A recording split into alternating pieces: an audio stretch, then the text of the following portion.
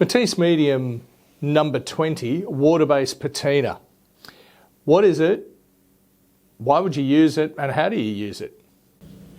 So what is patina?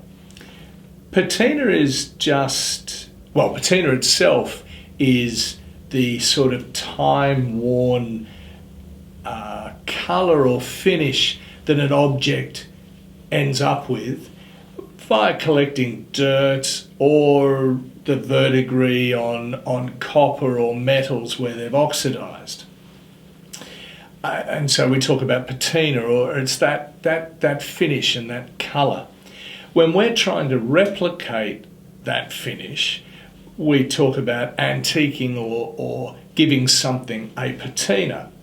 So giving something a time-worn patina is really just adding a very subtle glaze using the water-based patina and a colour that's commensurate with what you're trying to do. So, you know, a green over a copper, or raw umber or burnt umber on pretty well anything else, because that looks a lot like dirt, which would have collected over time. And that's what we're trying to do, put this subtle glaze when we're talking about patina or antiquing.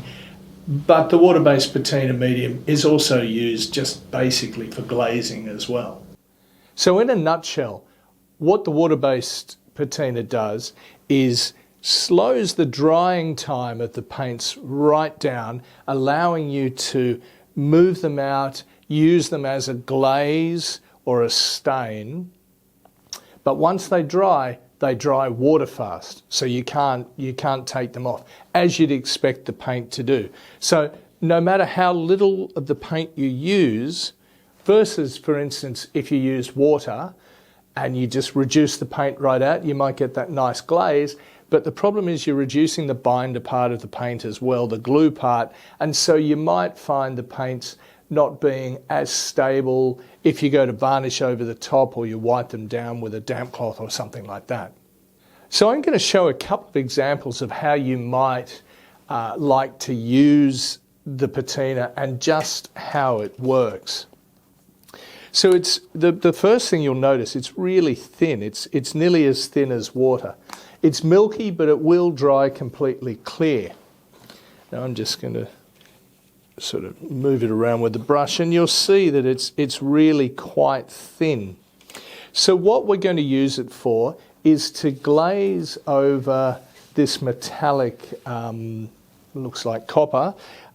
We've already done that on this one, so this is just a bit of stenciled impasto medium that's then had bronze put over the top of it, and then we've used a little bit of green to catch in some of those crevices. It works better, I guess, on a textured surface, but doesn't have to be textured. You can use a brush with a tiny bit of colour and the medium to apply it onto any sort of artwork. So I'm just going to put a light glaze on here. Now you'll just see I'm just putting it on like this. I like to use a rag, but of course you can use a brush.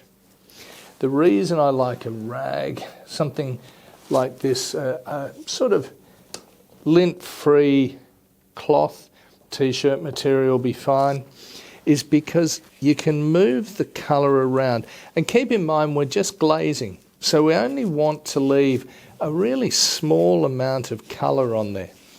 And you'll see it catches in the cracks here. I'm going to pick a little bit more colour up.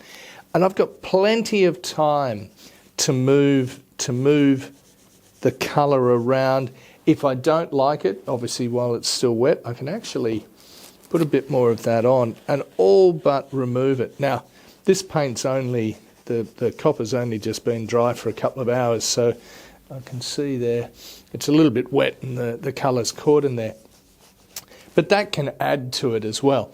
If you are a little bit worried, if you're going to use this and you're a bit concerned about the stability of the paint underneath, you've used water with the paint or something like that, put a quick coat of varnish over the top as an isolation coat or to seal everything in, And then you can go to town putting as much or as little colour on and then removing it. As you can see I'm doing here, I'm putting a ton of colour on, but I can lift all of it back up again because I've got plenty of time to work.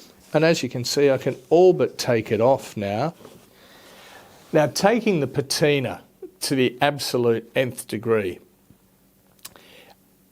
here we've just got raw wood. We've base coated it in a burgundy colour, applied cracking medium, leaving each coat to dry. You can see it's cracked here, but that gold is a little bit sort of in your face and very new looking.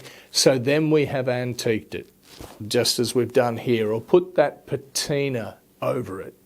What we've done here is much the same as what we're doing here. We've put copper down first. I've mixed a little bit of burnt umber with it just to knock the metallic back so it's not too bright. And then gone over the top exactly as we have here. I've used a little bit of white in there as well to get that verdigris type finish.